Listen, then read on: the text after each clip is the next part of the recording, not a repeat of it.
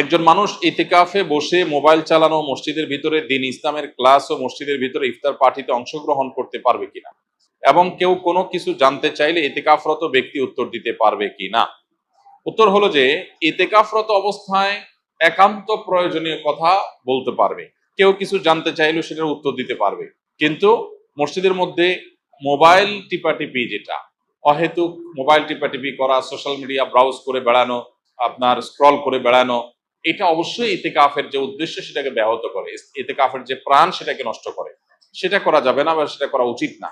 যদি কেউ সেটা করেন তাহলে ইতিকাফ ভাঙবে না, কিন্তু ইতিকাফের কোয়ালিটি নষ্ট হয়ে যাবে এবং এটার সওয়াব কমে যাবে। এজন্য অহেতুক মোবাইল টিপি বা অহেতুক গল্প গুজব আড্ডা এগুলো দেওয়া যাবে না, তবে প্রয়োজনীয় কথা বলা যাবে। এবং মসজিদের মধ্যে দ্বীনি ইলমের ক্লাস অবশ্যই করা যাবে। মসজিদের মধ্যে ইফতারের কোনো প্রোগ্রাম হলে সেখানে অংশগ্রহণ করা যাবে, এগুলোতে কোনো অসুবিধা নেই। ইতিকাফ নিয়ে আমাদের মধ্যে অনেকের মধ্যে অতি ভয় কাজ করে। আমরা মনে করি ইতিকাফে বসলে বোবা হয়ে যেতে হয়, কোনো কথা বলা যায় না, এরকম না। সাধারণ স্বাভাবিক জীবনযাপন আমরা করতে পারবো ইনশাআল্লাহ। নবী করিম সাল্লাল্লাহু আলাইহি সাল্লাম রমাদানের শেষ দশকে জীবনে কোনো বছর ইতিকাফ ছাড়তেন না। এক বছর তিনি শেষ দশকে ইতিকাফ রেখে ইতিকাফে বসে আবার বের হয়ে যেতে হয়েছে, ইতিকাফ ভেঙে ফেলতে হয়েছে একটা বিশেষ প্রয়োজনে। পরবর্তী বছর তিনি সেই 10 দিন এবং পরের বছরের 10 দিন সহ 20 দিন ইতিকাফ করেছিলেন।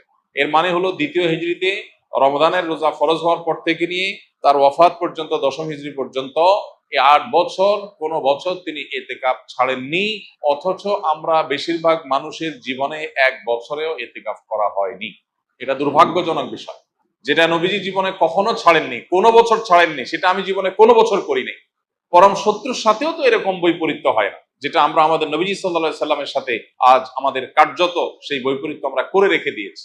এজন্য ইতিকাফের দৃঢ় সংকল্প আমাদের করা উচিত। আল্লাহ আমাদের তৌফিক দান করুন।